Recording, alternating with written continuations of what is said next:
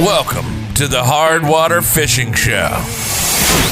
Jeff and Jason talk tactics, gear, and ice fishing legends.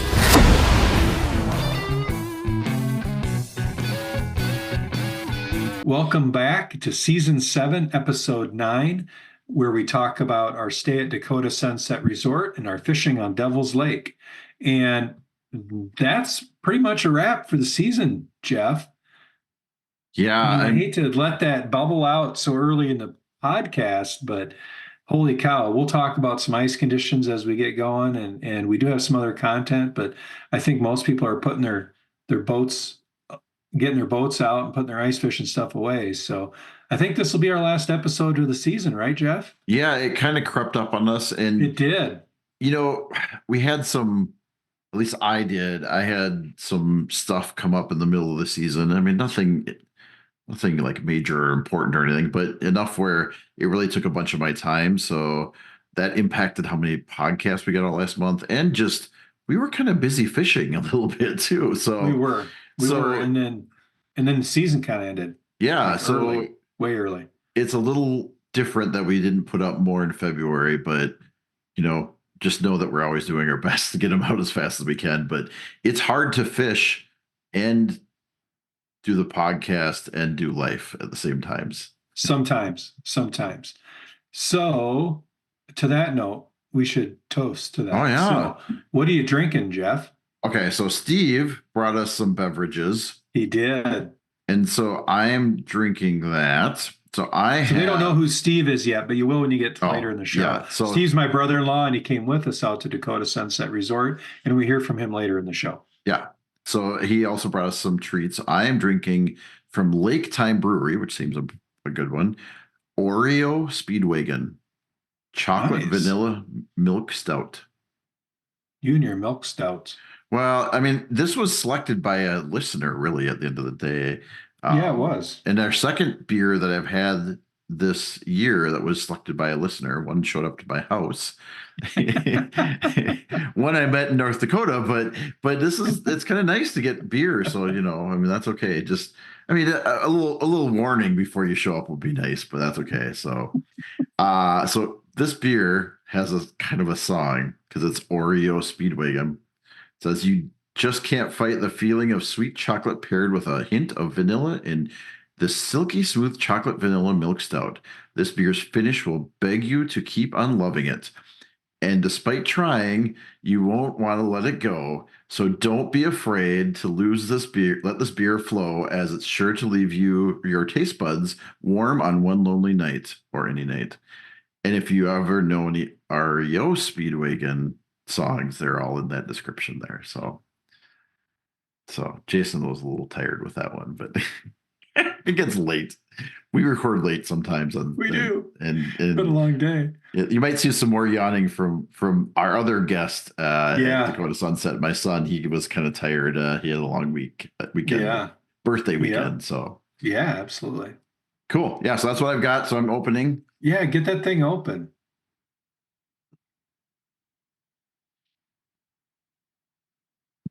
Yep. Milk stout. Very good. I like it. All right. So I am, Steve took note of the fact that, and he also provided me with some beer, that I kind of drink kind of old man type beers. So I'm clearly off that tonight. I'm drinking a selection from Brickway Brewery, which is out of Omaha, Nebraska, by the looks of it. Oh. A maple pecan. I'm a pecan kind of person. But pecan also works. Pecan. Brown ale. A maple pecan brown ale. It's actually good. It just it hit me. I made a face. Jeff's laughing because I made a face.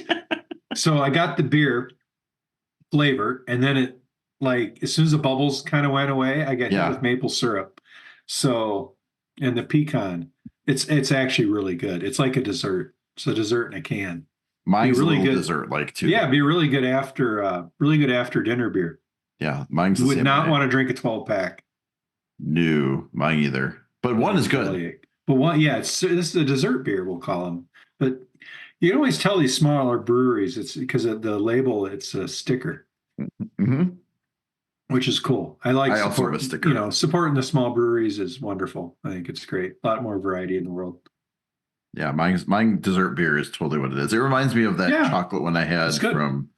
from Bad Habit. Was it Bad Habit? Yeah, Bad Habit earlier in the year was kind of like this. Yeah, this is good. It doesn't have a strong aftertaste. Like Yeah. it's got a clean finish, which I appreciate about, especially kind of a sweeter beer.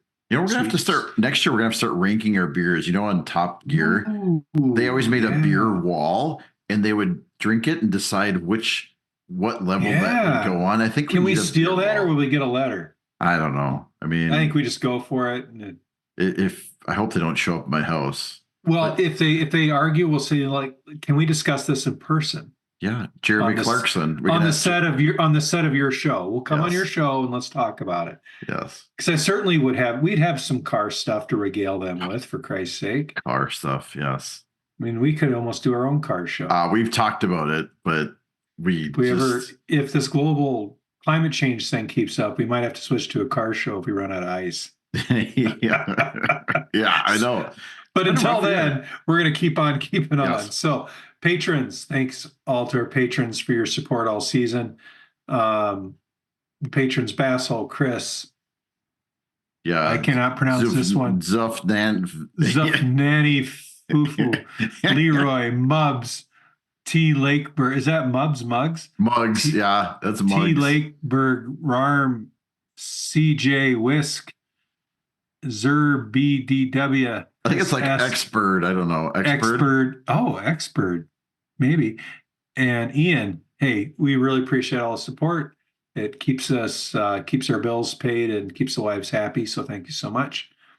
Listener news, Jeff, take it away. Our patron, also Basshole, sent us, and he made a good point, and I kind of addressed this before. He's like, hey, haven't heard a show for a while. Yeah, we got a little busy, but we're here. We're not going anywhere. I think we declared before every season will end, we'll tell you, we'll for sure say this is the last show of the season.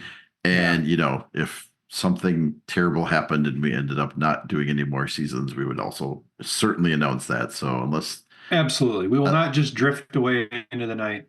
We will not, what is that thing? We will not go quietly into the night. I mean, I could look, that's like one of the best speeches ever in a movie, quite frankly. Independence Day? Independence Day at the end. Yes. I mean, how can the hair on your back of your neck not stand up? You're like, I'm ready to go kill me an alien. Where are they at? Bring them on. I mean, that's like the best. That's still, we saw that show, Jeff. Here we go down a rabbit trail. I saw that at the drive-in theater in Cedar Falls, Iowa. Ooh, nice. Before the drive-in theater closed. Yeah, we still have one around here, but they're getting pretty scarce these days. Yeah. It was a cool movie, though. Yeah. All right. So, so Basshole, so we're around, but he also sent us a nice brown trout picture. His buddy caught 3.5 pounds and 21 inches, and it is a pretty fish. So just so you know, Basshole, we're not going anywhere. In fact, we may have already recorded almost some content for our next season already. We have. We just, with the current state of ice and stuff, we're going to hold off and publish that next fall. So Cole K, Jason, this guy, we talked about his basket. Do you remember him? I do. Yes. Oh my gosh. So the same, so it's a trapper basket. Yep. Basket is meant for trappers. And so it sells them at a trapper's rendezvous. Well, that's really cool. The way these weaved baskets. It's just we noticed it when he sent us some pictures. And this was who sent us, Jeff? I lost the name. This is Cole. Cole sent us, and we just noticed, because it's not something you see every day, but certainly, I mean, something you can throw stuff into and comfortably carry is really important. He sent us a bunch of pictures of his, assuming a little person in his life, child or no, that's 22 years ago. That's his dad and him. No, the top picture is but the picture's down below. Yeah, so he sent us a picture of his dad and him with the basket. Same basket. The same basket. Holy crap. It's kind of like the brown backpack. And that I have. Except like less cool. Not made in China. My backpack is way less cool than the basket, but we both hang on to stuff. And then him does he look like his dad? Yeah. You look at Well, those yeah. pictures. So now you got to tell them about the JanSport. Oh yeah, it's not as cool as a basket. I shouldn't even brought it up. No, I have a JanSport backpack, and it's black, and it has leather bottom and some leather on it. And it was my high school backpack. I got like I was junior in high school, and somewhere when I got out of school and got going and fishing and hunting, I needed a bag for stuff, and I had this JanSport backpack, and it gradually became went on a bunch of boundary water trips with me, and now it's taken over and has for a number of years. Sole ice fishing duty. And so it is the bag that it's just a plain Jane backpack. Yeah. But God, I've had it over 30 years, Yeah. Jeff. Yeah. So it's older than the basket. Well, I don't know if it's older than the basket, but could have been next to the basket. Years, Yeah. which is remarkable when you think about like it sat in the bilge on a canoe for multiple trips. It sits in the bottom of an ice shack. It goes into the garage and just, I look at it in the fall and I'm like, oh, I really should have taken that out of there, and I throw it all out. And it just lives. And all the zippers work, the clasp works, the drawstring. I mean, it's really kind of amazing if you think about the We are not miles. sponsored by JanSport. We are not. If they're I even don't know still if a thing. JanSport is even alive. Yeah. But if you are, I've only ever bought one JanSport backpack, so I'm not a very good customer because the thing never broke. Wow. So it's my bag. I don't know. At this point, it's like I a can't magic trick. Like you put it on a table, and there's a hole in the bottom where stuff just keeps on coming out of it because you're like, It's how does all all in that there. stuff fit into one backpack? It does. It's all in there somewhere. Yeah. So that's what I do when I'm fishing. All of a sudden, I'm like, I need this. And I'm like, the backpack goes in my lap, and I'm like digging in there. And, there's hooks in there. I got hooks floating around in there. And Oh, yeah. I wouldn't just reach your hand randomly into that backpack. It's very gentle. You have to feel gently around in the inside like, of the backpack. I have hooks on my hands. Yeah, there is hooks in there. I'll just chuck a buckshot in there sometime. I'm looking for it. It just works its way to the Tell bottom. me you haven't put the quick strike rig, the jungle gym things that they put on tip ups in the bottom of there. No, not those. Those, no. No. But anyway, we really want to thank you, Cole, for sharing that. That's really special that you have that basket and the memories that you're making. You made with your dad and now making with your child with that. That's super cool. Thanks. Yeah, and he had third generation. He was out there fishing with his kid. Looks like a daughter based on the colors of the outfits, but I don't want to make any assumptions. But he's hand drilling holes. He's got that basket out there. So yeah, it's third generation basket. Super cool. Super cool. He's using in that picture. See that fish finder he's using? Yeah. That is, oh man. It's like on a stick. It's like what is the name of those? Those were quite the deal back 20 years ago. They were you'd stick it on the side of your boat, I think, right? Yeah. He has it in a 5-gallon bucket, but it was they were actually kind of directional. They were some of the original where you could, instead of just going straight down, you could go forward with it. Oh yeah. But it was like a standard type sonar. Yeah. But you could turn it forward. Like point it somewhere. Yeah. Yeah, you could point it at things. And you remember you talked about these. What's the name of that? I don't know. But remember that we talked about that guy who had this pole that let you take your normal sonar and direct it? That same kind of concept here, I think. That must have disappeared because we never saw that again. Yeah. It's a tough racket to bring new products to market. I mean, it is. It's super expensive. Oh, Chris Z, he's got a Nanook Thermal XT, some photos. What do you do to this thing? So he has seats, like the disconnectable seats. Yeah, that's pretty cool. Okay, he's cut a board. So he put a storage tub in. So he put storage in there. That's super nice. Yeah, so little brackets. It's like a storage tub with a wood top that you can connect your seat to. I've seen people do that. That's actually works really well. And then you have kind of some nice storage. Oh yeah, here we go. He also put a grommet on there so you can attach his shack to the ground. Yeah, I'm gonna. You might need that. Listen to the upcoming episode about being in your upcoming interview. It's gonna happen. Actually, I went through. I put my ice shack and everything in storage today, Jeff. I called it, Called it a season. Yeah. Dang near water skiing on the river by my house. Oh, And so I got a couple of things that I'm gonna try to work on for next season. Okay. So one is tie downs, because what I learned in North Dakota is my herbal Kenai has one tie down on the front, nothing else. mm, So I need to get tie downs. I'm going to make some tie downs. Ole had done U-bolts on his, yep. and I think that's what I'm going to do, because then I can use them to tie it to a trailer too easy. Oh, So I think there's double duty, and then I can make a strap that just goes like a rope strap that just Yeah. goes around that U-bolt and down to the ice. And then so I'm going to do that. And then I also decided, after watching Steve's having his heater behind him, that in the event of wind, putting my heater in front of me doesn't work real well because you can't get in and out of the door. sure. And so I looked at the tub. So on that Kenai, the slope of the tub is behind you. So essentially, Okay, if you drag it, it's behind you. Yes. And so from the lip of the shack to the bottom of that slope is 12 inches Okay. in width. Yep. Okay, in width. So I'm going to build a 12-inch shelf at the very back of the shack. Got I it. won't lose. I'll lose very little storage because it's sloped anyway. There's not a lot you can put there. But It that slides off usually when you put Exactly. it on there. Yeah, it just sloped down and ends up in a sump of the thing. So I'm going to build a little shelf there that will hold my big buddy heater, Yeah.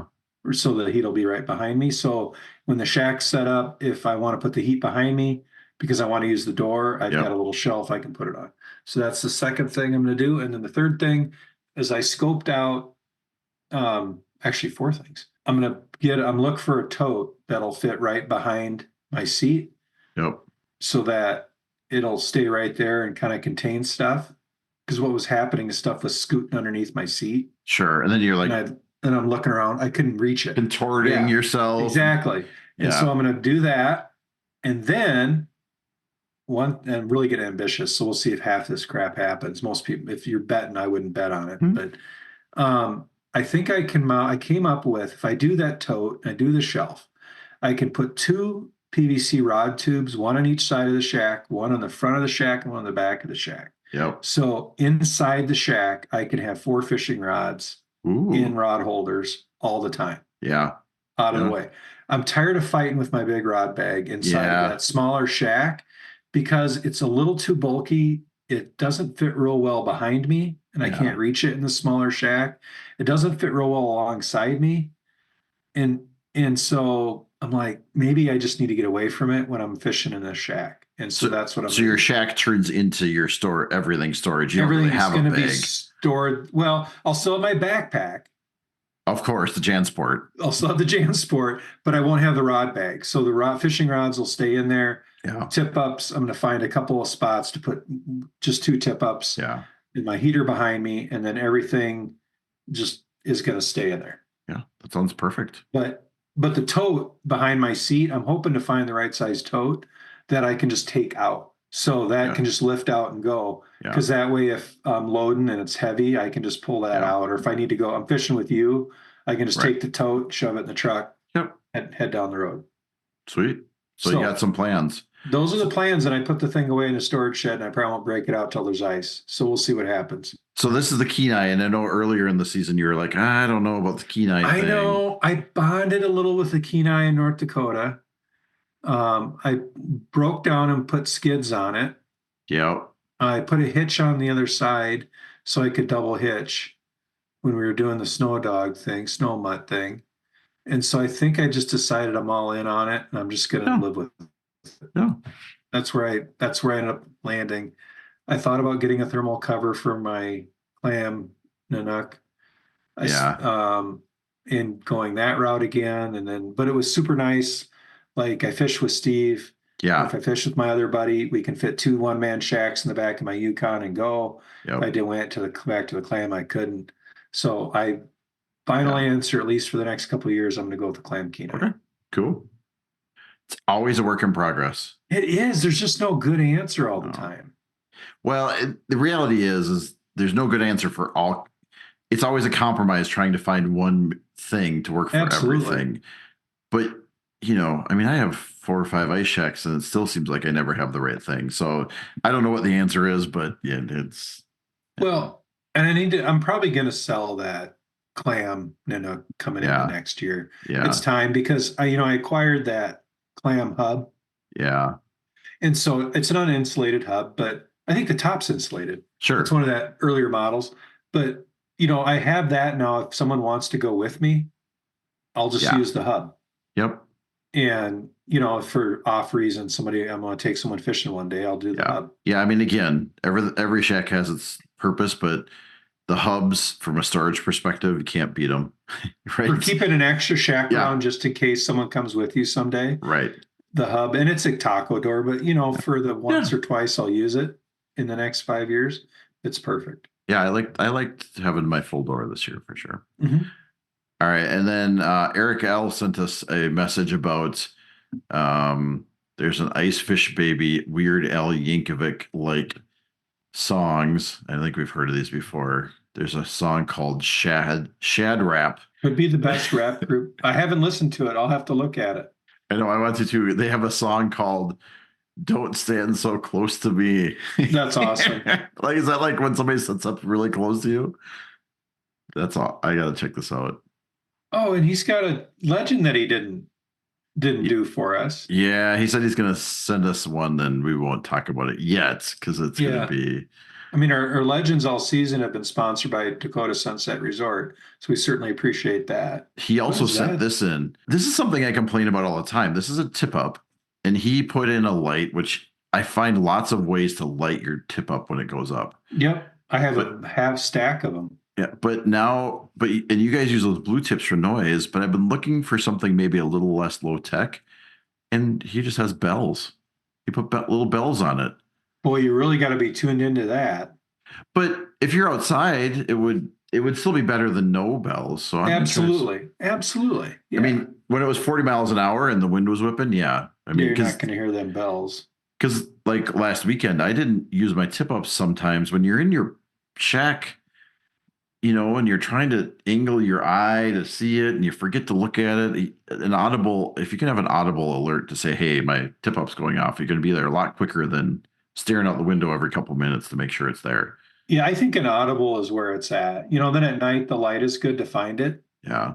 but I definitely think the audible is But for some reason, audibles are not nearly as popular as lights. There's lots of lights, not very many audibles.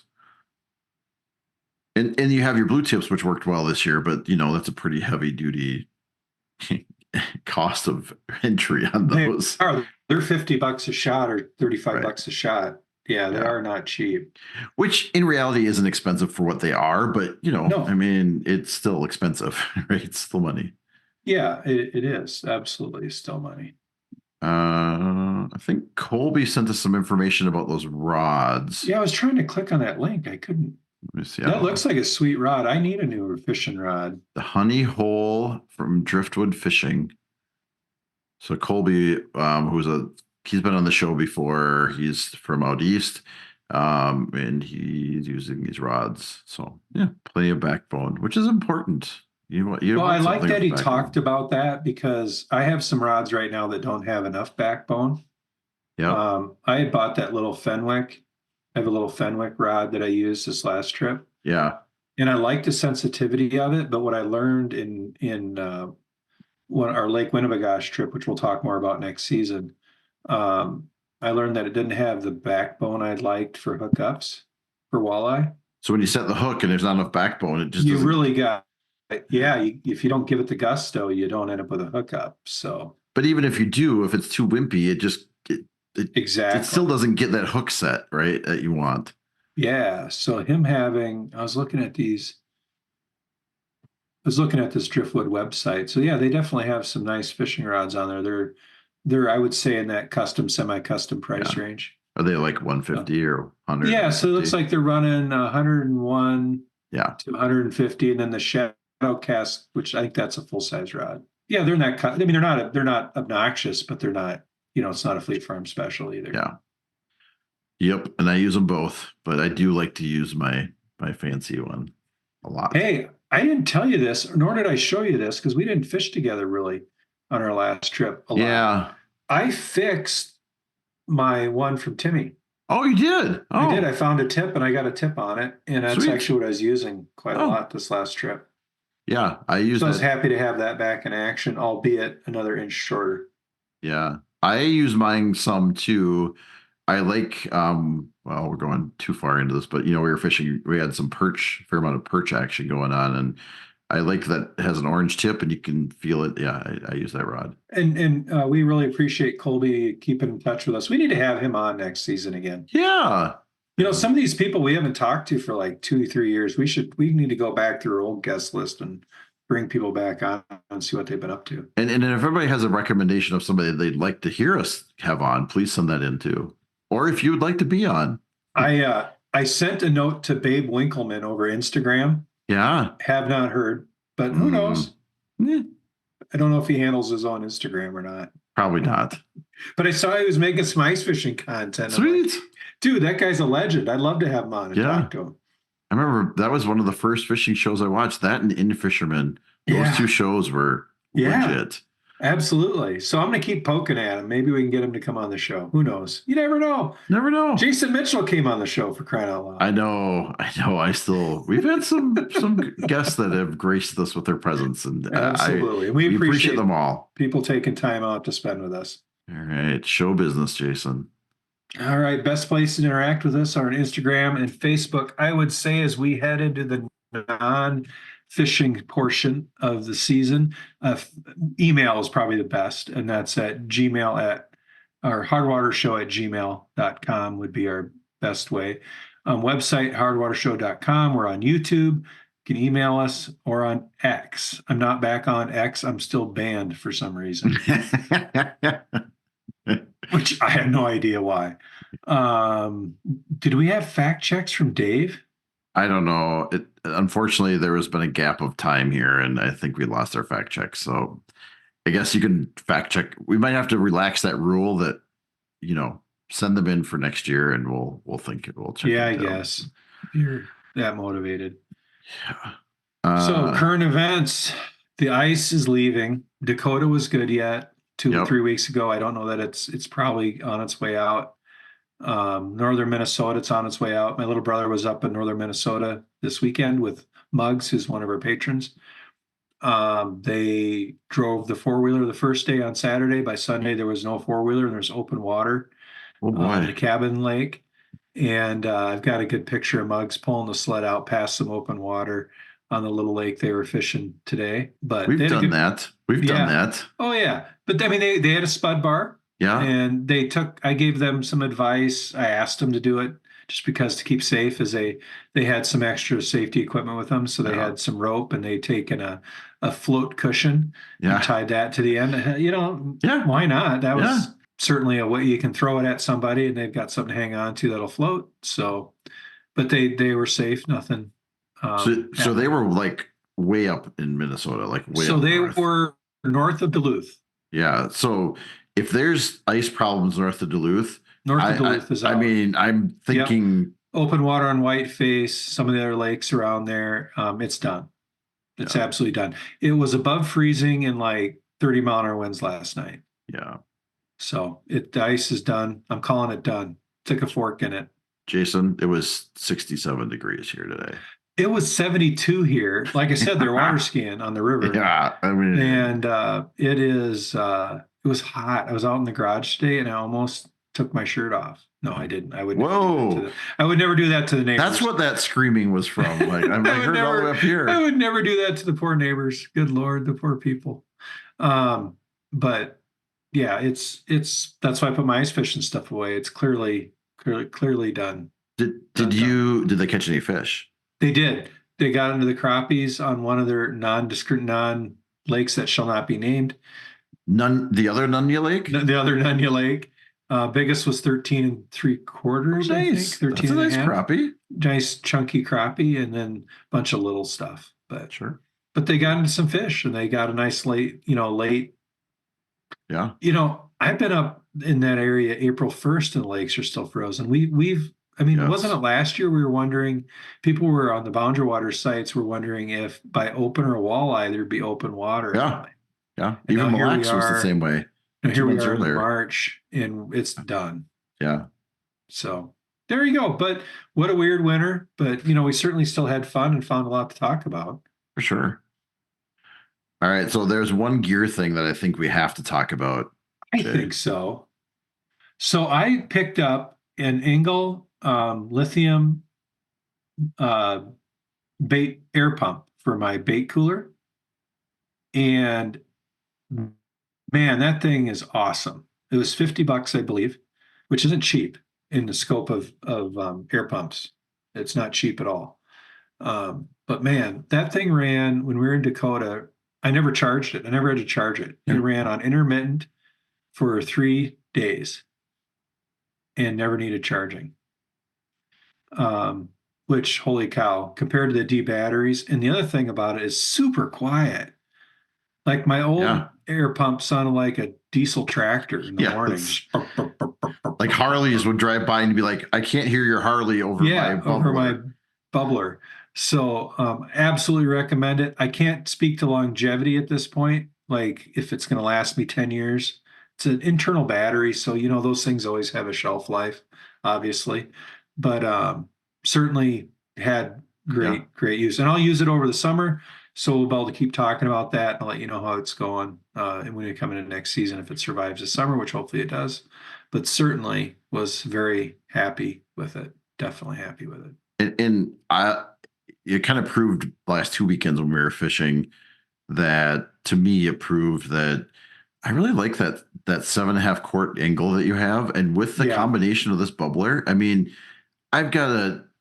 I like my bait cooler, but it's just too big a lot of the times. And that setup you have is really effective for a whole weekend, really.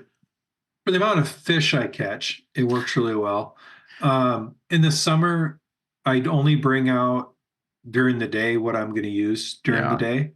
And so like when we stay at a resort, I don't know if I've talked about this because it's kind of summer stuff, but I'll throw it in real quick because we're on the topic.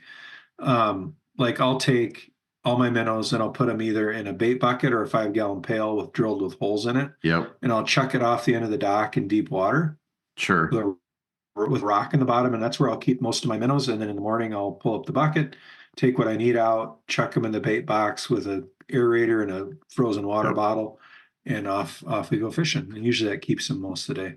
Yeah, and I've got that bigger Fravel one, and it works good because it does hold more. It's a 13 quart, I think, and it's pretty thick cooler.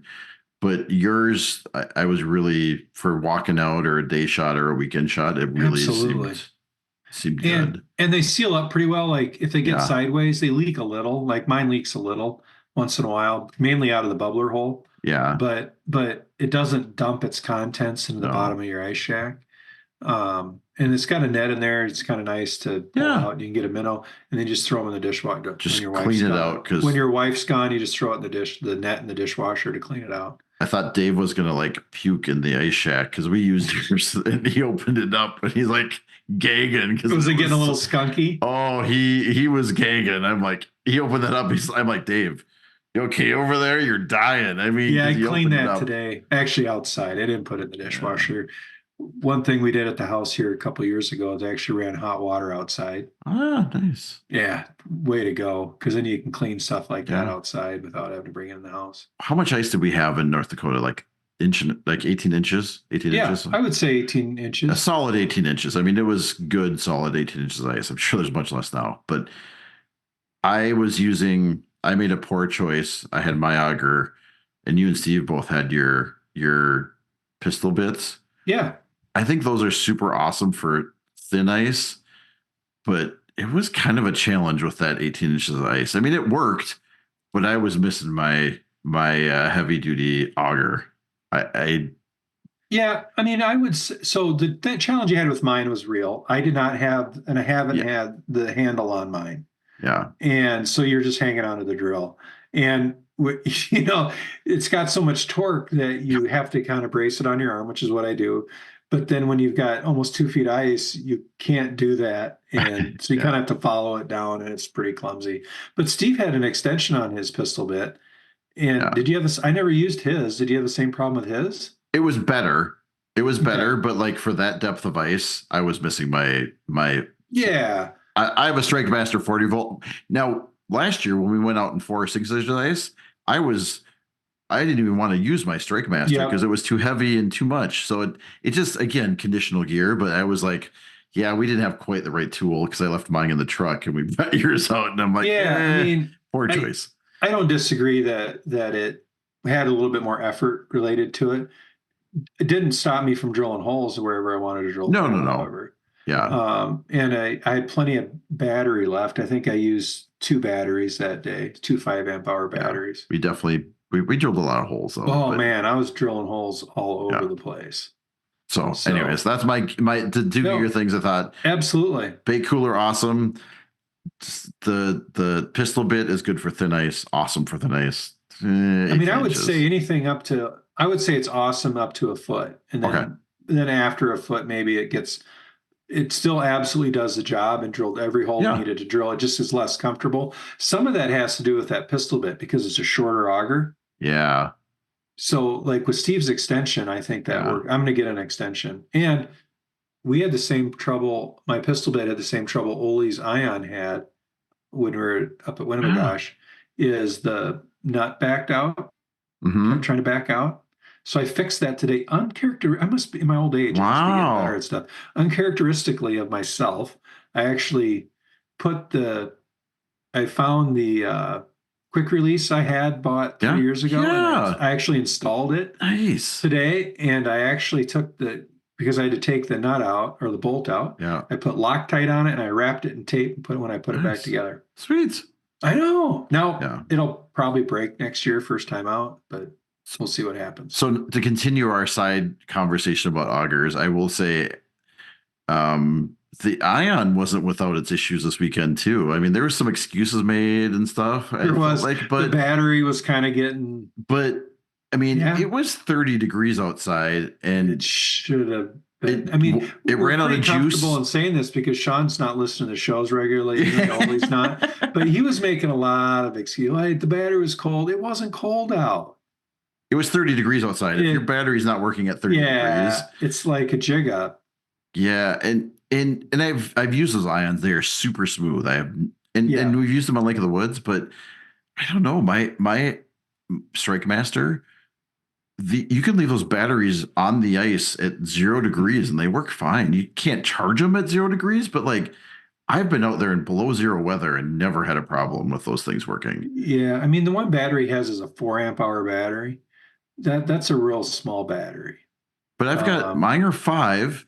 Are yours 5? And also they're like 5 years old. These are not new at this point anymore. I've been using them, and we drill holes. I mean, Strike Master, you've gotten good mileage out of that. Yeah. I can't fault that auger for nothing. You've drilled a crap ton of holes with that, and you're still dragging around a metal auger bit with that. Which is next year going to get fixed. Next year we're fixing that. That's going to feel like a whole new auger when you put a new bit on that thing next year. Because I was actually contemplating after using yours last year in Ole's, I'm like, man, mine's kind of heavy, and I don't know, I could get a lighter one. But then after this year, I'm like, well, it works pretty well, and maybe it weighs a couple extra pounds, but we're going to go. I'm still very happy with my setup. I drilled 5 inches of ice, way more than I ever drilled at 22 inches of ice. And I'll just leave mine home, and you can drill all the holes. That's fine. No, that's actually I'm bringing mine next time. I don't like not having my own auger. I decided. Yeah, I kind of am the same way too. But I think the thing that was hard with yours was even without the hand, you had to really be careful because there was so much torque. I felt like the thing would rip my arm off. Like if you weren't careful, break your wrist. Yeah, you would break your wrist. Yeah, and so that kind of scared me. More than like, is this hard? It was more like, I don't want to injure myself. Yeah. No, I completely understand that. Yep. All right. So I think the last thing we want to talk about here, Jay, is kind of just a little reflection. I mean, we're kind of at the end here, but just a little reflection on the season. I just wanted to think about,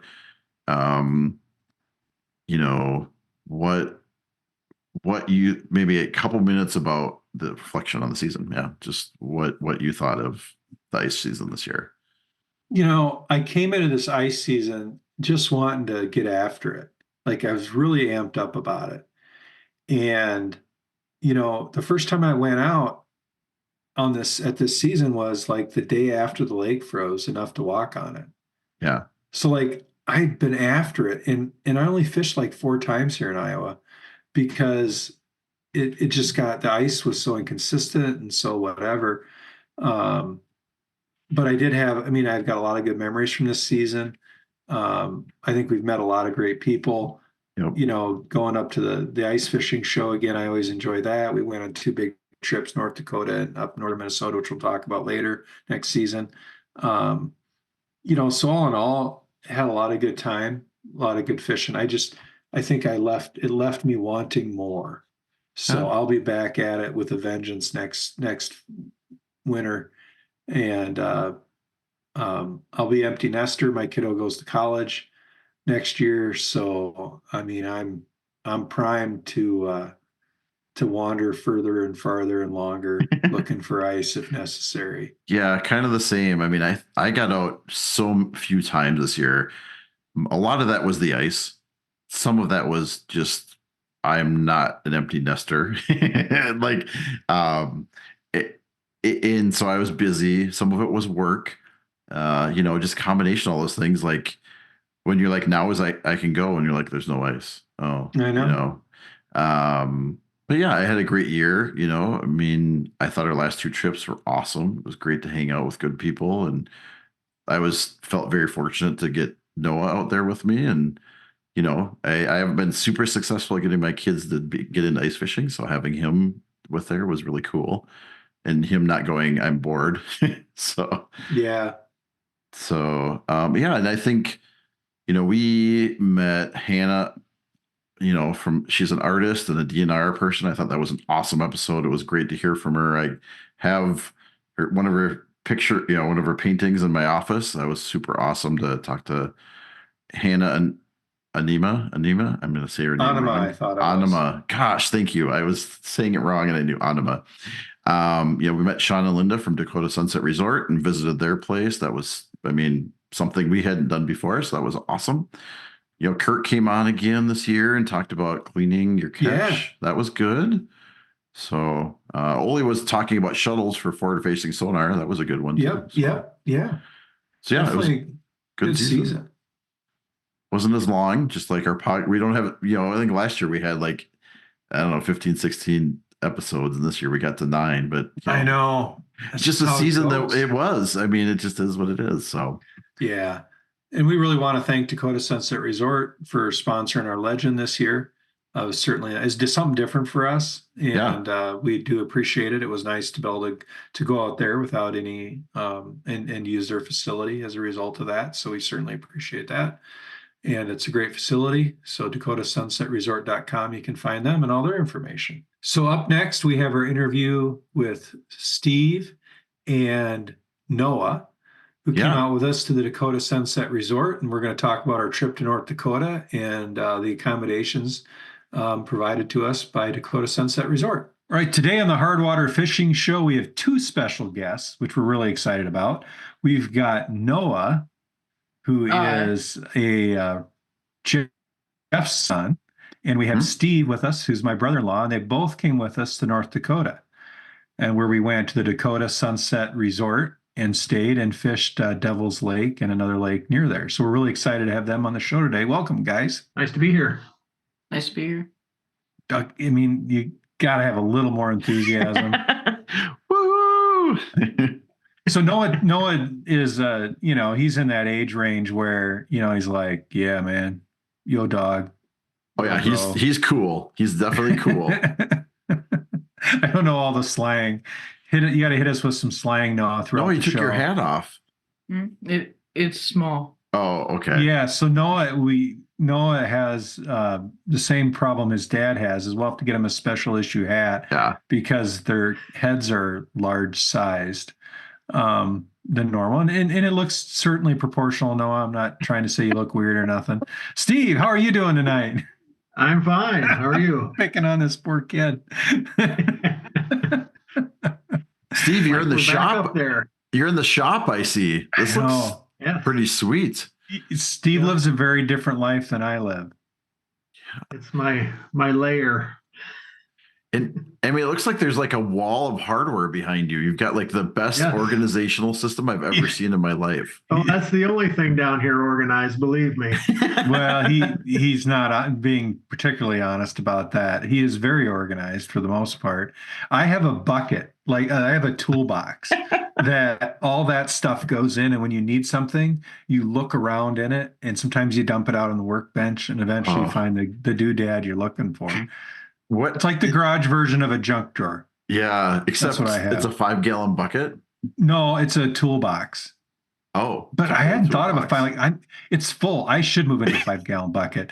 I think that might get me the rest of my life. So I'm at a toolbox. 5-gallon pail might get me the next 30 years or so. I hope I get another 30 years. So how often do you find what you're looking for in this Very bucket of often. bolts? Very often. Oh, And how long Absolutely. does that take you? Less time than driving to the hardware store. how far do you live from the hardware store? Well, on Sunday I live quite a ways from a hardware store, but during the week, it certainly is advantageous. All right, I But feel anyway, like, that's not why we're here today. I feel like we need to get back on track. Steve does a really nice job with his organizational tools, but we're here to talk about fishing in North Dakota. Mm-hmm. So we were there like 2 weeks ago now. Was it 2 weeks ago? Oh my gosh. Maybe 3 now. Yeah, right about 3 weekends ago. Yeah. So mid-March. Weekends ago. It would have been. Oh, sorry, mid-February. Mid-February. Mid-February. Yep. We were there and we stayed at the Dakota Sunset Resort.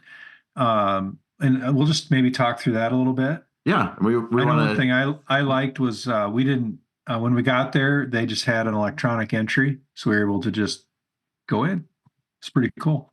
Yeah, it was very nice. And you guys bombed through the night to get there, so it was nice when you were blurry-eyed to be able to have a place to go. Yeah. Steve can tell you about that. That was his idea. Yeah. That was it was leaving after I got off work on Thursday evening. So yeah, it was a drive through the night expedition, and we ran through some snow on the way. That kind of slowed down the trip as well. So, and the speed limit in North Dakota is 80. Wow, not everywhere. Check your local regs. It was on the on the interstate, and with a stiff headwind, the Yukon is working to maintain 80. We had that snow dog attached to the trailer hitch. Yeah, so we had the snow dog on the trailer hitch. I think I took a picture of that. I might have to put that up. Snow dog was on the trailer hitch, and no trailer then, so just the snow dog, and we were loaded for bear with both of our ice shacks. We had 2 Kenai Thermal Pros or whatever they are, fit in the back of the Yukon with the seats down, in case anybody's been wondering. And off we went. Yeah, it was quite the setup. Very, very nicely packed in there. So Jason, if you would have had the trailer I had, my setup, or the snow dog, I think the wheels touch the ground just as often. Yeah, because you pulled the 4-wheeler out on Matt's little trailer. Yes. And that is a lightweight aluminum trailer with a poly box, and I think that gets airtime behind anybody that runs it. I don't know if it really does. I mean, it had a 600-pound 4-wheeler in it. I think it felt pretty stable to me. I never noticed it behind me at all, to be honest. Good. It was like pulling nothing, because it weighs probably the 4-wheeler and the trailer itself probably weighs what, 1,100 pounds, 1,200 pounds total. Yeah. So it's a pretty light rig. Yeah. Yeah. So Steve and I got there in the morning, and Friday morning, and we had breakfast at a nice little restaurant. Do you remember the name of that place, Steve? Cedar something, wasn't it? Yeah, it was. We'll look it up, but it was good. It was good breakfast. And then we went fishing. So how did that first day of fishing go, Jay? Or maybe Steve can tell his perspective. I don't know. Noah and I had slept through the night instead of driving through the night, woken up refreshed, packed our car, and driven to North Dakota while you guys were fishing. Yeah. So how was that day of fishing? Well, I can tell you the wind really blows up there. So it does. We hit a couple days where the wind was very strong, and Of course, at that time there wasn't a whole lot of snow on the ice, so just little patches here and there. But trying to get to our destination where we thought we would catch some fish took us a little bit longer time frame. We were using the snow dog to pull both of our shacks out there, and had a little difficulty on the way out with the wind blowing the shack sideways on us, and just a learning experience there, I think. Yeah, I would agree. I think what we learned is on glare ice, the longer the train, the harder, you have the tail wagging the dog. And so literally Yeah. the snow dog, once stuff started, because the winds were just a bear. They were even worse on Saturday, but on Friday yet they got progressively worse throughout the day. When we were protected from the wind, that little snow dog pulled us just great, kicking right along. But then all of a sudden a wind gust would come up. I'd feel the thing moving behind me, and all of a sudden we'd just go in a circle. It'd just spin us like a top. And the snow dog, Like the whole rig would turn the in a whole circle? rig. Yeah, the whole rig. Oh yeah. Because you got to think about it. That snow dog weighs about 250 pounds. And so maybe 300. We'll give it 300. And so then you've got Steve and two shacks and me. And so somewhere between 3/4 and one Jason. Yeah, exactly. And, so you've got 500, 600 pounds on the back end of that between all of us. And so when it would flip sideways, the wind would start pushing you on glare ice like a big sail, it'd just spin you. And there's nothing you could do about it. And the wind got worse. So on the way back, Steve was driving, and it was terrible on the way back. It took us longer to get back. But Steve caught a nice perch. I did. I caught one of the largest perch I've ever caught in my life. That thing was, I want to say 14 inches. And gosh, it was so thick. I couldn't believe the body on that thing. And I thought we caught that like almost instantly after we got set up. It was like right away. And I'm sitting here, oh, this is going to be great, and then of course, how those trips go. So, Yep. So we ended up coming off the ice a little earlier than we wanted, but due to the wind, it was probably a good thing. Because if it had gotten dark, because I wouldn't have left before dark typically. Yeah, you don't usually like to. Yeah, and so with the wind, it was good we left early, and headed back to the. So when you caught this perch, what lure were you using, Steve? I was using just a jig with a bottom spin or an underspin and a minnow. Okay, just like a lead jig you'd use for walleyes in the Jig summer head. kind of thing. Yep. Okay, and a fathead minnow, or pretty basic rig there. And yeah, we didn't get any crappie minnows. We just had regular Fatheads. old fatheads. Yeah. They were good sized minnows actually. Yeah. Yeah. They were walleye minnows for sure. Yeah, definitely. And Jason, what were you fishing with during this time? I didn't catch anything the first day. So I don't know that what I was using is consequential to anything. I believe I think I was trying kind of all the things. I tried pinhead minnow. I was trying a slab seeker. Those are probably the two. I think I did try a small pink jig head, but stuff like that. And I just couldn't get anything going. I was moving around a lot, drilling a bunch of holes. Just couldn't get it going. Steve had the Midas touch, the gold touch. Literally. Yeah. At least for the first hole and the first drop down the hole, right? Yeah. Was it literally like the first drop down the hole? Yeah. It was. Yeah. It was the first drop down the hole. Yeah. Yep. Yeah. And when we I set think up there was a first fish contest that I probably won. I know. I don't remember. know. I have Sounds no like you're in recollection debt. of it. Yeah, I Sounds bet like you you're don't dead. remember. Yeah. That trophy must be next to the hardwater trophy that you forgot. Yeah. We'll have to redo. We'll have to do a redo on this whole deal. But yes. So day one was, you got ice fishing, right? We did. Yeah. Yes. We did. And I think I'm just going to take a moment because, of course, in case just on off chance that nobody's ever listened to this show before, and this is the first episode they ever hear, is on our show, we talk about the good, bad, and the ugly when it comes to fishing.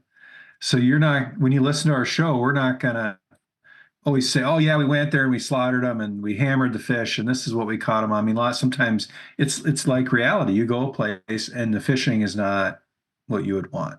You don't end up with the hookup you want, and that's for any number of reasons. Like we had crazy weather patterns, we had super high winds. Devil's Lake is a massive body of water, so they're Oh, it's not really where you huge. think not when they're not where you think they should be. It's really really hard to know like where do I go next, because also the lake maps aren't exactly accurate. At least the ones I had weren't. They were 3, 4, 5 feet off in a lot of spots, which is significant. So Yeah, you were using Navionics, and I was yep, using Lake Maps or Lake Master. Lake Yep. Master. And there was a substantial difference in water depth from what he was reading versus what I was reading. I don't know. I didn't look through mine a tremendous amount, but I don't know if I had a water offset in there or what I had going on, why it was so Yeah. much different. Yeah, and that, not to make excuses, but I'm gonna make some excuses. It makes it hard, I think, for me, the way I fish new water, when the lake map is significantly off. Because I'm always looking for those subtle transitions, those Yeah. little spots, versus like, oh, there's a drop here, oh, there's a hump here, and it's hard to find those little subtle transitions when your lake map's off significantly, and you don't have Yeah. forward-facing sonar, which we don't. We just have flashers and lake chips. So you just, we were 2.5 days, 2 days of fishing. It's Yeah. hard to comb through all that big area. So that's my disclaimer as we talk about our fishing as time goes. So not to go too deep on lake maps though, but I'm going to disagree with you a little bit, even though they were off. And to be honest, I wasn't looking as much as you guys were, but I've always found even if the depths are wrong, they're right. Let's say it says it's an 8-foot hump and it's only a 6-foot hump or a 7-foot hump. Generally, if you're on the hump, you're on the hump. Might not be the depth you're looking for, but usually they're right, even if they're off by water depth. Even if it's off by a foot or two, if you're looking for the hump or the break or whatever, it's still going to get you on it. It just might not be the depth you're looking for. Yep. So unless you're looking for a really specific depth, then yes, then you're not going to find. And that's the problem. If you're looking for a specific depth, that's when you start to struggle with that. All right. The GPS is only so accurate, right? I mean, it'll get you within, usually, X number of feet. And if your hump or your hole is a smaller than that, then you might be off of it. So, yeah. All right. So day one, tough fishing, tough conditions, wagon, the snow dog. And to be clear, the snow dog is more of a snow mutt. It's not the official snow dog. It's not brand. an official snow dog. So we should say that. But it's a snow mutt. But it's still like it's a homemade, what do they call them? A homemade track sled. There we go. Homemade track sled. But it's a well-built machine. I mean, it's a very well-built machine. I didn't use it because it stayed on the trailer or on the hitch hauler for the rest of the weekend. We never used it again. So day 2 comes around. This is where Noah and I finally get involved. Yeah. Well, let's back up. Let's talk about your first impression on heading into the resort and the accommodations. Yeah. So I thought it was very good for 4 guys or 3 guys and a boy going fishing. Mm-hmm. It was modern. It had a kitchen. It had a TV that I could hook up my account to watch. We watched what was that show we watched? Whatever, the show about the portal.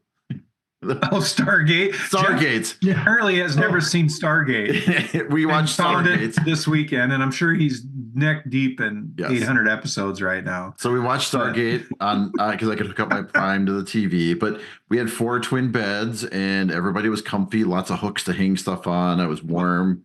Oh, hang on, I gotta fact check you. Yeah. We had queen beds or full beds. Noah and I had twin beds though. You guys had twins. Yeah. Yep. Yeah. I had a queen.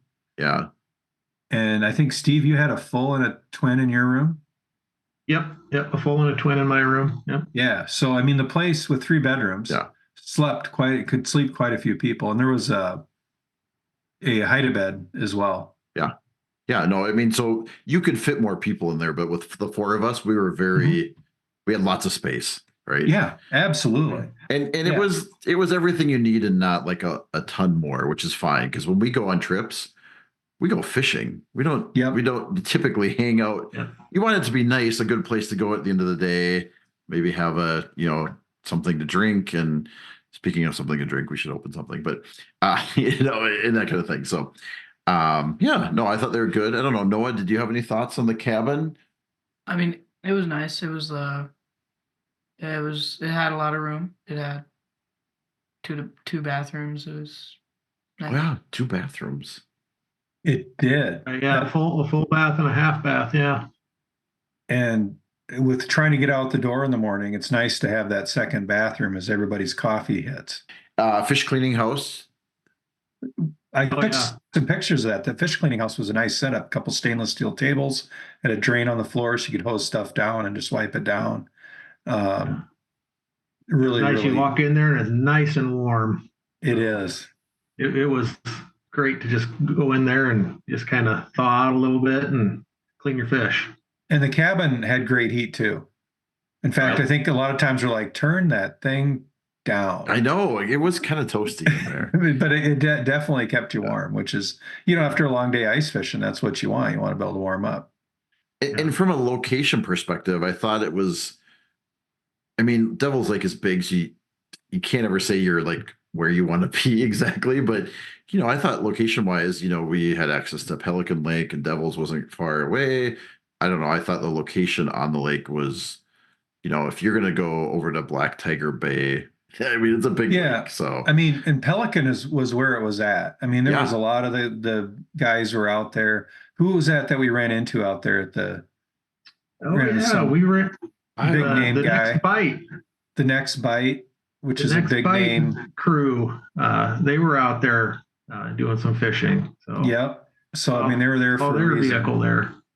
I'm not going to watch for an episode to find out that they like hammered the fish the same time when I couldn't catch a damn fish. Yeah. So I'm sure they'll tell us the exact date that they filmed it. They won't. So but I'm not even going to watch because I'll know. I'm keeping him up past his bedtime, I guess. I don't know. Do you have any other thoughts about the resort there, Noah, or the accommodations? I don't know.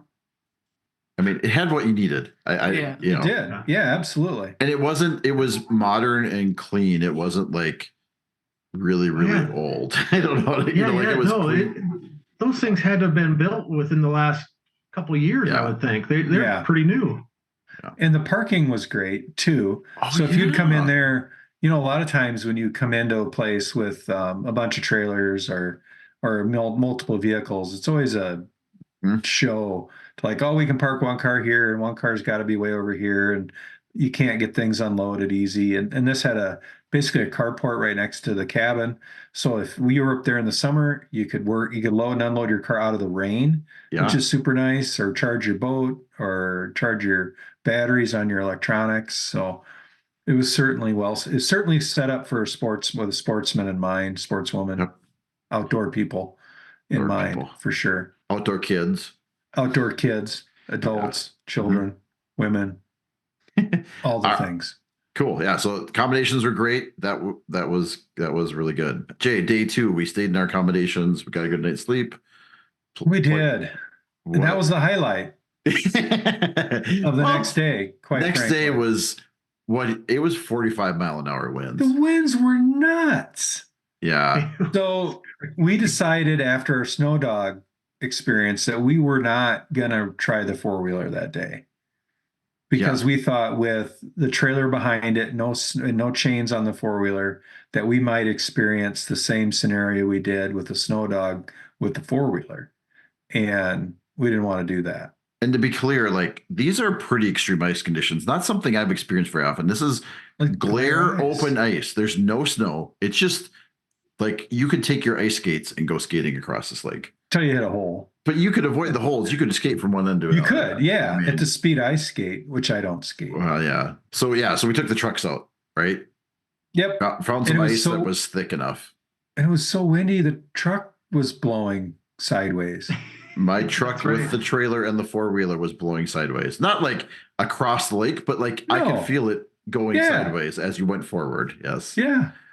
So, Steve, you want to tell them what happened when we put our portables out and we were sitting there minding our own business? So we got your Yukon out there and we got all set up real nice and everything and started fishing. And obviously the wind blowing the way it was, you didn't want to stand up in your shack because the shack would have blown away, right?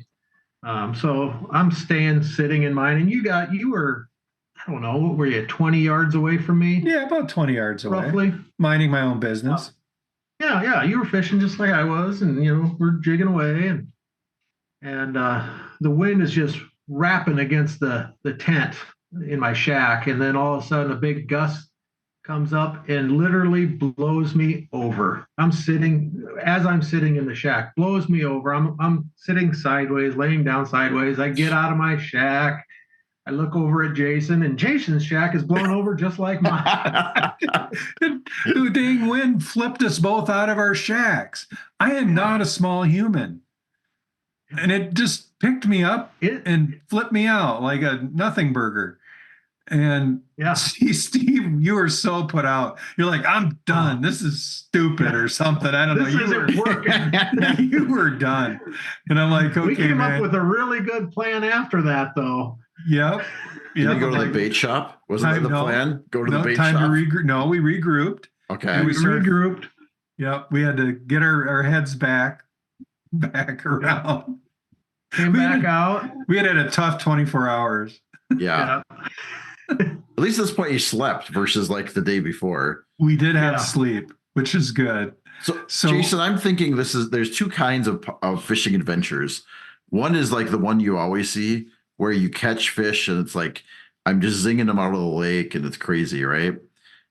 And those get a lot of views. We're the other way where like when it's an epic disaster, like for fishing and you can't look away. That's kind of what was going on here, right? You just got to keep swinging. That's where I'm at. Should have had a cameraman on. I know. Hired for this trip. Oh yeah. You ain't a kid. We would have made good TV for sure. Yeah. So, but why? So we'll talk about what we did next. But let's go to Noah and Jeff because they were not having the same problem we were. Jeff, you talk. Yeah, so Noah, what was our setup on that really windy day when Jason and Steve were like tipped over? We were like sitting in a ice shack, just sitting in there with the heater on. What kind of ice shack were we running? Clam? Oh, no. Okay. I'll fill in the blanks here. That's okay. So we were running my Otter hub, the new one I got this year with the big door, which is really primo. It's the Otter cabin. It comes with 8 stakes, which is important because I don't know that the other ones come with 8 stakes. They have holes for 8 stakes, another ones, but they'll give you like 4. But Otter, they're pretty good. So they give you 8 of them. And I put all 8 in. And it was 45 mile an hour wind. And that thing held up. I mean, we were comfy in there. We had all I run is the little buddy heater, just a single heater in there. And because it wasn't cold, it was like 20s, right? That day. Yeah. It wasn't cold, but the wind was brutal, right? And I did kind of put the truck in front of it to try to block some of the wind, but let's face it, it's 45 mile an hour winds. I mean, it was hardcore.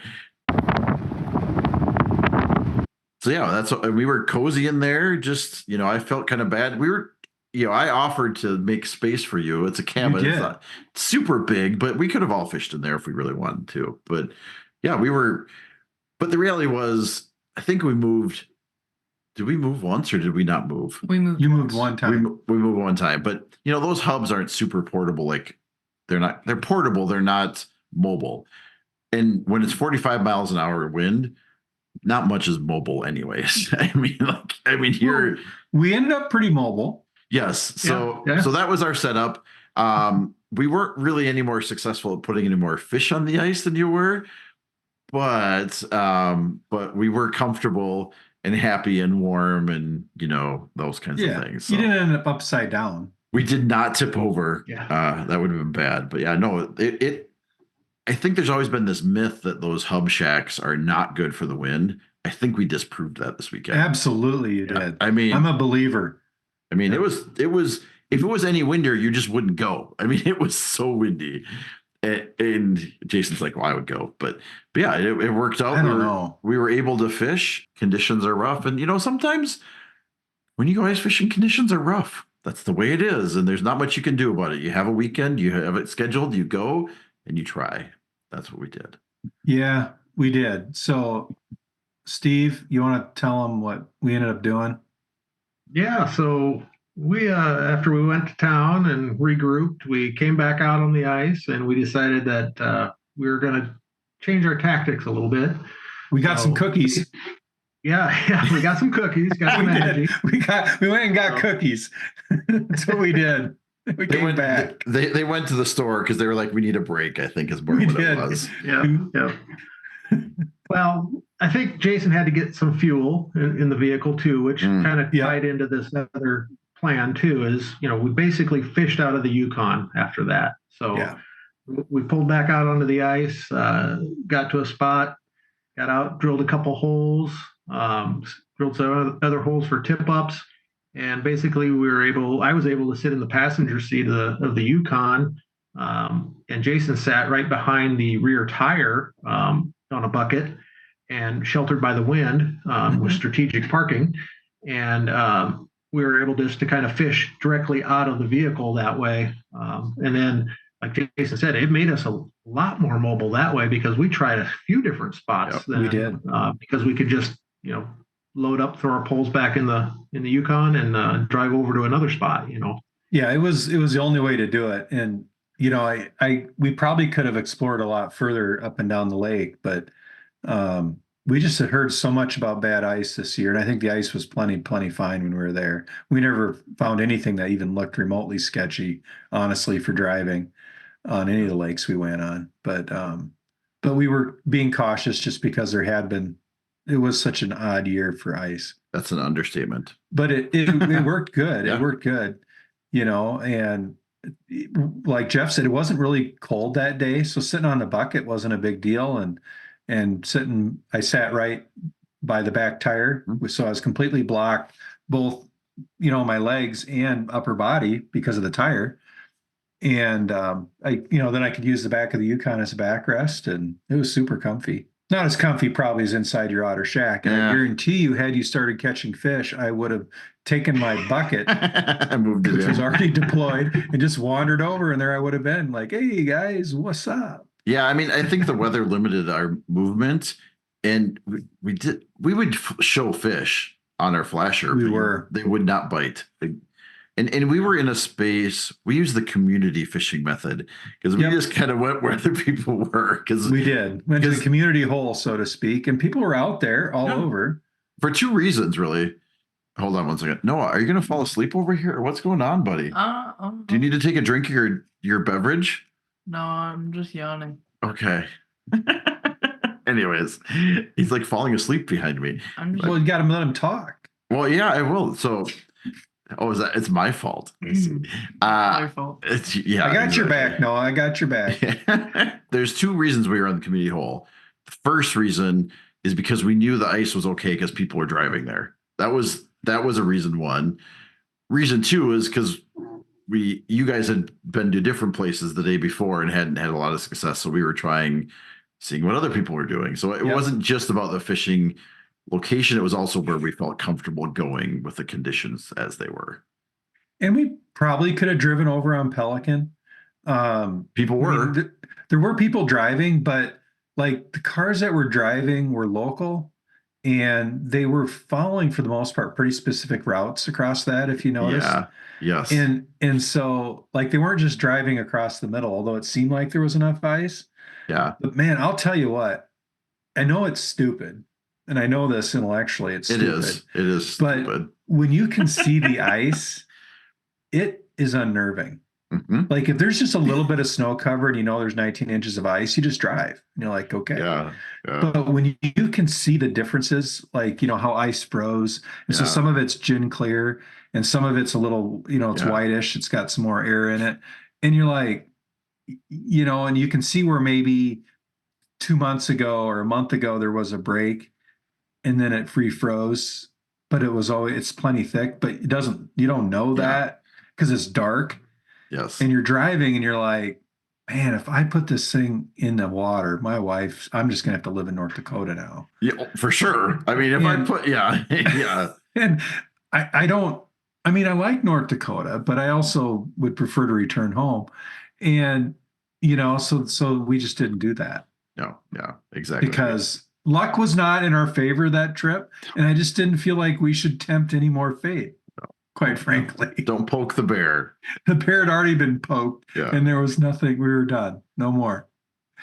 So Noah, do you have any other thoughts or reflections on that day when we fished in the hub shack out of the pickup truck? It was warm. It was but warm. There was no fish. We should have caught fish. Yeah. Noah should have just summed it up. We could have had a 1-minute podcast. It was warm and there was no fish. No fish. And I have to give Noah some credit. I mean, for a young man to sit there all day. Of course, he's probably used to it with his dad. I don't know. But not catch fish and be patient, I think is wonderful. You've raised him up right. I mean, he certainly didn't seem like, oh, I'm used to catching fish and this is weird. It did seem pretty normal for him. Years of walleye fishing on Mille Lacs have prepared him for disappointments. Yeah, well, he's well trained. I mean, he did a great job. So we certainly enjoyed having him. Not just that day too, Jason, all weekend long. Oh, yeah, absolutely. I mean, yeah. I'd go fishing with Noah anytime. Absolutely. There you go, Noah. You got two And maybe fishing we'll buddies. just grab him and leave Jeff behind. I don't know. Yeah. It was a tough day and we didn't catch a fish that day. Not a fish. I Not mean- one. I felt one little bite that whole day. I suspect they were little perch that we were seeing. I think so too. Yeah. See. That weather that we had though, I mean, weren't they having some warm weather just a few days prior to us getting up there? And then they had that cold front come in. And yeah, it just sometimes when the weather changes that drastically in such a short period of time, it takes a few days before things straighten back out again. So it was just a luck of the draw. It was like a 50-degree temperature change, I think. Oh yeah. Yeah. Fish don't like that. No. And I think you mentioned before too, Jay, we didn't have a, like Mille Lacs or different lakes that I fish. There's a few like, okay, this is the milk run. We're going to go to the spot. If they're not biting here, then they're not biting. We don't have any milk runs. We don't know if they're biting somewhere else. And so we just did our best. And I think, go ahead. And I don't know that I felt like I needed more time to figure out, like, I don't know how much, maybe a week. I don't know, but I didn't feel like I had any kind of pulse on where to fish in a day. Yeah, I agree. And we ran into that really issue on our last day was like, how do you have, when you know that there's a night bite, and in a short time between, just based on our history with the lake, that a lot of times that hour before dark, half hour after sunset is your prime time. Yep. It's hard to know, like, where you have no confidence in any one spot yet because you haven't caught any fish there. And we've talked about this in other shows where like when you're on new water, you get if you get up early enough, you got 2 times a day to try to find that spot. And it takes a little while. For sure. So day 3, I will say to preview, we did not go home without catching fish. We caught some fish. Everybody caught at least one fish. So I don't know. Noah, what do you remember about day 3? It started off the first spot we only caught one. There was 2. It was 2 because Steve caught a perch and Jason caught a walleye. But then we left that spot after eating some lunch, and then we left the spot where we were catching fish because we left the spot where we were catching fish to go try to find a spot to catch fish. And we made that mistake again next weekend too. But anyway, that's another story. We continue to make this mistake. We're leaving places that we're catching fish because there might be somewhere else that there's more fish, which is fish. Maybe the wrong answer. When you haven't caught any fish. I know, we need to think about that. And Noah, what was the weather like? It was not as windy, but it was still kind of windy and pretty cold. What was our transportation method, Noah? Oh, we had the 4-wheeler this time with the trailer on the back. Kind of a train going on. Oh, what do you mean by a train? We had the 4-wheeler. And then we had the trailer. And then we had Jason and Steve's shack all tied up behind it. Yep. And we rode in the trailer. Well, Noah and I rode in the trailer. Steve rode like a horse, like on his ice shack. Yeah, facing backwards. Yeah. Steve likes to watch the world go by. And they got bucked off once. He did. We lost him one time. I mean, we were going like 10 miles.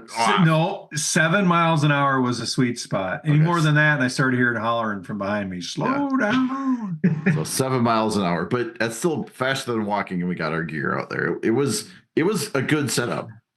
It took some finagling on the driving side because you couldn't, the little bit of snow or crunchy ice that was up there, you had to make sure that the 4-wheeler stopped on that if the trailer was going to be in that.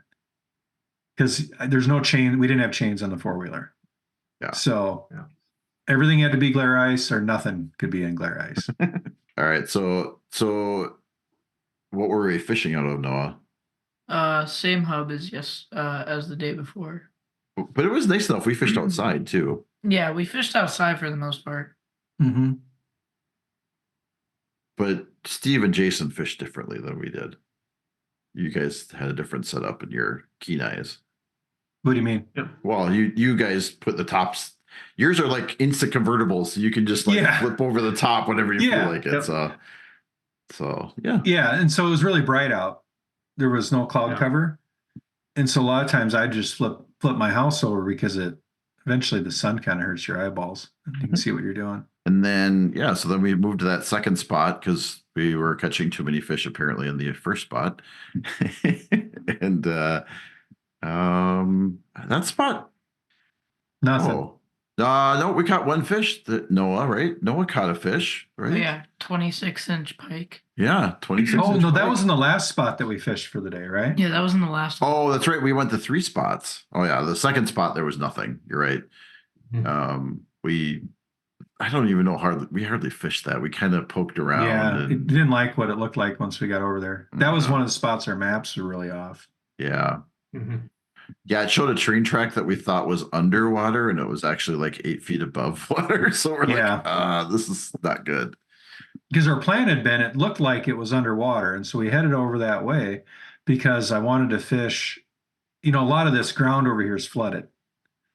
And so like what we had done on a previous trip to North Dakota is you fish the ditch area. So I'm thinking, okay, train track, a lot of structure there along that ditch area. So I wanted to hit that light ditch, but it didn't pan out. Yeah, I mean, I feel like we fished there for like wasn't long because it just looked like nothing. Yeah. And then we moved over by that pressure ridge. Mostly because you have to fish across the lake because you can't fish where you are. Yeah, you got to keep moving. Yeah. But we finally got into something. Noah was able to catch his personal best northern, right? Yeah, personal best fish as well. Which makes the trip. You got a good picture of that too, didn't you? Yep, right here. Yep, yeah, we'll post that up. But yeah, I mean, when you set a personal best, I guess that makes the trip a success no matter how hard it was. And Steve had a personal best perch, and I had a personal best pike, and so really it was all in all, it was a great trip. It was.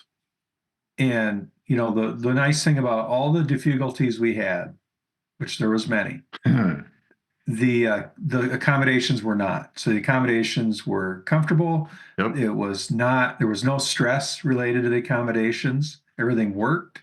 Yep. Everything just did what it should do. So we really want to thank Dakota Sunset Resort for having us out and letting us use their wonderful facilities. We'd certainly recommend if people are going out ice fishing or fishing in the summer, it's a great place to go with a group and do some fishing or hunting. Certainly a lot of hunting ground around there. It'd be great for bird hunting too as well. Absolutely be good for duck hunting or pheasant hunting out there. Yeah, we saw. They don't let dogs in the cabin, but you keep them in the little porch area they have in kennels, which is most time you kennel hunt dogs anyway. But yeah, great place. So we certainly want to thank them.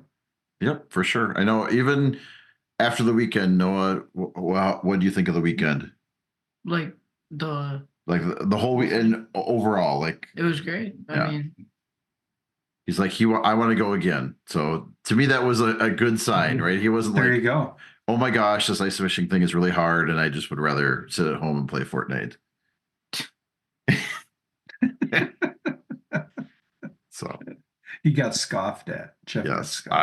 that's what happens. It's a when you have teenage scoff. yeah, I know. He's just a teenager now, so he can give me the teenage scoff. Yep. Just There a you short have time it. ago, he was not a teenager. So Yesterday. yesterday, yes. Happy belated birthday, by the way, Noah. Oh, yeah. Happy birthday. We really want to thank Steve and Noah for being on this portion of the show and sharing their experiences. Steve, any last words on the trip? No, thanks for inviting me along. It was a good time. No, we really appreciate you coming out. Yeah. Well, that was awesome. We had an awesome time at Dakota Sunset Resort. Tight lines. Cheers. You've been listening to the Hard Water Fishing Show with Jeff and Jason. Say goodbye. One of the most unique podcasts on the planet, where we talk about tactics, gear, and ice fishing legends. We'll be back soon. Bye-bye. Till then, signing off. Bye-bye. Bye-bye.